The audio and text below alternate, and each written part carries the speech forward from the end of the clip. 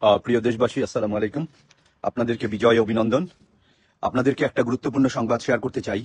সেটি হলো, আমাদের প্রতিবেশী রাষ্ট্র ভারত সরকার শেখ হাসিনাকে অবতরণ করার সুযোগ দেয়নি, তার হেলিকপ্টারকে ফেরত পাঠিয়েছে। আমি দায়িত্ব নিয়ে বলছি, বিমান বাহিনী সূত্র আমাকে একটি আগে নিশ্চিত করেছে উনি ক্যান্টনমেন্টের ভিতরে আছেন। আপনারা যেভাবে হোক ওনাকে আটক করুন এবং ওনার এই যে 15.5 বছরের গুম-খুন, এই গুম-খুনের হিসাব এবং শাস্তি নিশ্চিত করুন। আপনারা যে যেখানে আছেন, আপনারা এই আমার ভিডিওটি ছড়িয়ে দিন, আমার এই ভয়েসটি ছড়িয়ে দিন, যাতে ছাত্র জনতা সবাই জানতে পারে যে খুনি হাসিনাকে ভারত ফেরত পাঠিয়েছে। খুনি হাসিনা ভারতে অবতরণ করতে পারেনি, তার হেলিকপ্টারকে অবতরণ করতে দেওয়া হয়নি, সে এখন ক্যান্টনমেন্টে আছে।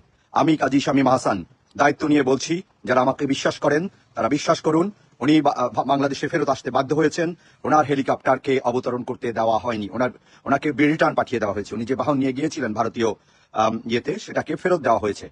এটি বিমান বাহিনীর একটি সূত্র নিশ্চিত করেছে। আপনারা খবর নিন, আপনারা ওনাকে আটকের চেষ্টা করুন। ওনাকে জীবিত অথবা মৃত যেভাবে পারেন ওনাকে আটক করুন। ওনার সাথে আমাদের হিসাব আছে, সেই হিসাব আমাদের বুঝে নিতে হবে। ওনার সাথে হিসাব আছে, এটা আমাদের যৌক্তিক হিসাব।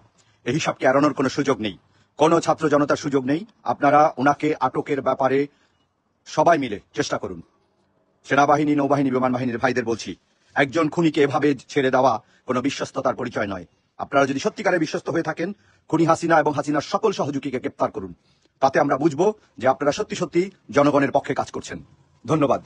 আমার এই ভিডিওটি আপনারা শেয়ার করুন।